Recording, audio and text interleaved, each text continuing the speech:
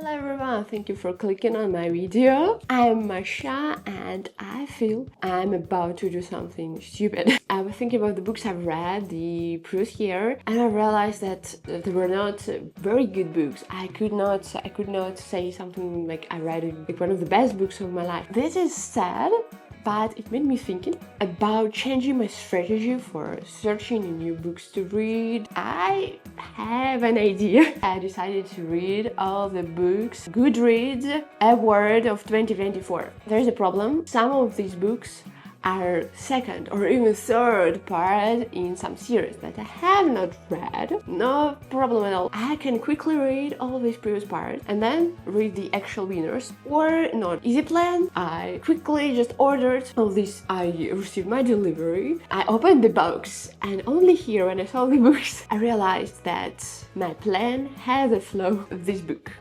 If not this particular book, but the size of this book, because this is like 800 pages or something. Yes, quickly read all the books, yes.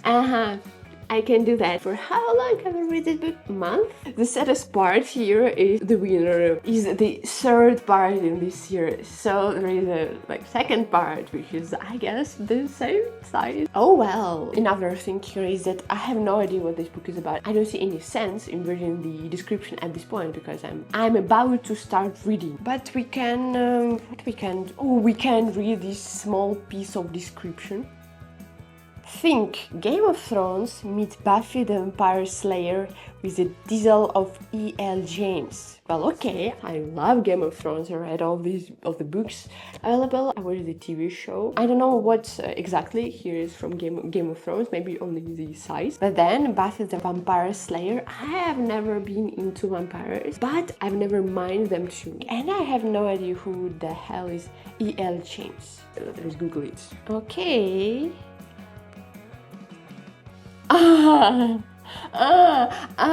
Forget what I just said. Never mind, let's read the book. And so I started reading. I read everywhere. I read at home, in cafes, in transport, while cooking, while eating, on the floor, on the couch, inside, outside. Oh, it looks like it's starting to rain. Anyway, at the end of the day, I managed to read 90 pages and it looks like nothing. See, this book is huge. For now, I'm a little bit lost in the world, especially because I'm not used to reading fantasy books, but that's alright. It will get better over time, I hope. But I tried to remember all the characters introduced to us. And you know what just happened to all of them? They died at the page 60. Okay, not all of them, but some of them died and I was super angry. Why did I try to remember your names, your backgrounds, guys? And also I have a problem because this book is not very comfortable to read. It is heavy as hell. It's hard to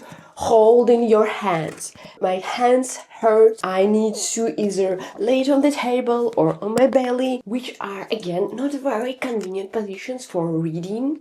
But that's just me being grumpy. Please don't mind me. I read 90 pages, I said, and for now I like it. I need to make a break, like for a week, because I'm gonna travel a lot during this week, and I just don't want to take this huge and heavy stone with me. I honestly could read more, but the next part, second part, starts with the word 22 months later. So I decided, like, okay, that sounds like a good place to stop if I want to make a break. The only thing left is not to forget everything that already happened, which shouldn't be so hard because everyone just died. Okay, I think this pause is a perfect time for a crash course on this world because, oh wow, there is a lot. But everything what I'm going to say is something I understood so far. So please don't judge me. And yes, this is a PowerPoint presentation and I don't care. So the story takes place in Midgard. Think of it like Earth, but with some extra chaos, magic, ancient beings, deadly politics. You know, the usual. And here in the world, not girls unfortunately, it is ruled by the Asteri, a group of godlike beings who are basically immortal dictators. Not it for them. No. The society here is divided into 4 houses. Think of them like Hogwarts houses, but instead of picking up by personality, it's more like which magical species are you? House of Earth and Blood, aka the Nature Club. This is where we get our shifters, so who else? Humans! And basically anything that is somehow connected to the mortal world, and Breeze, our main character, belongs here, if I got it correctly, for some reason. It's complicated, okay? House of Sky and Breeze, the I'm better than you house, full of angels, fire, and basically anyone who can fly or act like a superior. House of Flame and Shadow, demons, reapers, and literal monsters. This is their house. Creepy, but probably interesting at parties. House of Many Waters. All the ocean folks, mermaids, river spirit, water nymph. Basically, if you've ever dreamed of being Ariel, this is your squad. And this is our main girl, Breeze Quinlan, half fire, half human, and 100% the definition of hot mess express. She parties hard, work at an antique shop, which is way cooler than it sounds actually, and has a best friend named Danica, who is a badass werewolf. But don't let the party girl vibes fool you. She's got layers, like an onion, a really fashionable, sarcastic onion. And finally, let's talk Crescent City, where the magic of Midgard meets modern city life. Picture ancient fire palaces next to neon lit nightclubs, angels in business suits, and werewolves ordering lattes. It's like if New York and high fantasy novel had a chaotic but beautiful baby. And trust me, this place has secrets. This is the end of our crash course. Stay tuned for more. Well, hello! As you may see, somewhere during recording this video I started to wear glasses. You see what they have done to me? But anyway, I'm here with an update. And I took a little bit much longer break than I expected. And it made all the things even more confusing when I picked book back up. Thankfully, the Crescent City Wiki and all those wonderful YouTube videos exist for people like me who get lost. Thank God. So well, I finished the part 2 and started a little bit of part 3, and it is just a little bit more than half of the book. You already see how long this is going to take me. I told you that would be an eternity. What are my thoughts so far? You know, at some point I realized that everyone in this book is extremely attractive, not only attractive, but very hot, like ridiculously hot. At the beginning I thought, like, okay, this is only our main character, Breeze, who is super attractive and everyone wants her. But no, literally everyone is like that in this book.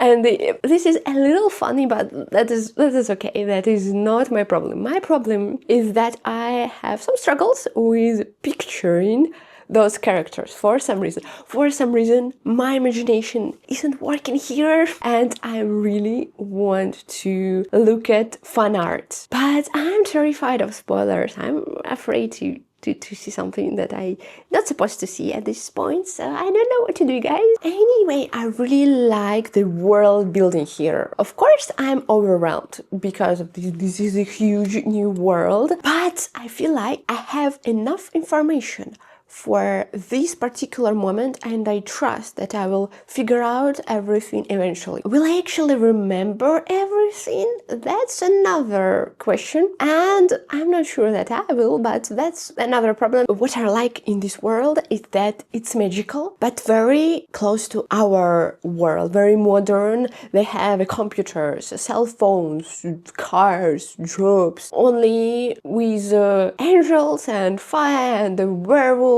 It's very easy for me to adapt to this because I'm not very experienced in reading fantasy. At the same time, it is an investigation story, and this aspect keeps me intrigued because I think it's really well done. There are clues, there are evidence, suspects. Our characters constantly find new leads, new victims keep appearing, so it makes stakes feel high. I think, as I said, it is very well written, at least at this point, at least so far. When it comes to mysteries, I dare say I know a little bit more than I do about fantasy, and I hope you will trust me on that. And honestly, I really like our main characters and their personality, and I really appreciate the thing that they are becoming friends first before moving on to something else, if that even happened. But something tells me it will, and I think that's all I wanted to say about this book without spoiling anything. And I think the next time we'll see each other when I finish the book. Okay, I just need to record it. I just finished the part 3 or so. I just finished something, but that's not so important. I'm close to end already, finally. And my thoughts after those couple of pages are, oh shit, oh shit, oh shit. Why? But they've just, I will not tell you what they've just, because spoilers and whatever. I know that's not a surprising turn, or something like that should have happened. But I still prefer, I love when everyone feels good and when they're happy and nobody's suffering. And now I cannot read further because that's how my brain and my heart or something works. Because not only characters are suffering, I am suffering and I don't want to. I know that others turns like that, or any turns, they usually make you to read, push you to read further and know what will happen next. I am petrified at this point. I maybe want to know what will... No, usually my only desire is to see the ending, like ending the last pages of the last book. And the original last book. I don't want to feel these emotions. Okay, I will continue reading, of course, but not now. I cannot. Now I will go. I will make a cup of tea and I will take something, the funniest, the most kind book I have on my shelves, and will read it, and after that I will come back here. Okay, it's been a while since I finished the book and I finally have time to sit down and spill my thoughts out. First of all, 5 stars. No negotiations, no debate, nothing. At one point in the middle, I had a tiny moment of doubt, thinking, is it a 5 or a 4? Don't know. But by the end, no. Strong 5, locked in, loved it. Now, let's talk about that mystery reveal, because obviously for me mystery was quite important in this book. I did not see that coming. Maybe it was obvious for some people, but I have literally zero experience with fantasy villain. Not zero, but almost zero. So for me, that was quite a shock, okay? If you figured out early, congrats, you are smarter than me. Gold star for you. And the ending, don't worry, no spoilers here. It was kind of funny because one specific moment felt like something I would write. And I completely get why the author did it. If I were writing a book, you bet I would make everyone know how amazing my main character is. Go girl, shine, be iconic. Another thing I loved in this book is the variety of relationships shown. Romantic, of course, friendships, siblings, parents and children. It had everything. And thank goodness, because I was low-key scared that this book will be all romance all the time, but nope. Balanced, well-developed, and genuinely heartwarming. Big win for me. But let's be honest, what makes all these relationships to shine is the character development. The way the characters grow and change. Incredible. I need more. Injected directly into my veins, please. Only one question remains. If the first book was this good, what a sequel is gonna do to me? Probably destroy me emotionally. But hey, let's find out. What is it gonna even be about? Stakes were quite high here already. Luckily, I don't have to wait. I can immediately grab the book too. And that's exactly what I'm gonna do. I even have it here, very close. So stay tuned because the next part is coming and I have a feeling things are about to get even crazier. Anyway, thank you all for watching till the end. I really appreciate it. Leave me your thoughts about the book in the comments. Stay safe, good luck, happy reading, and see you next time. Bye!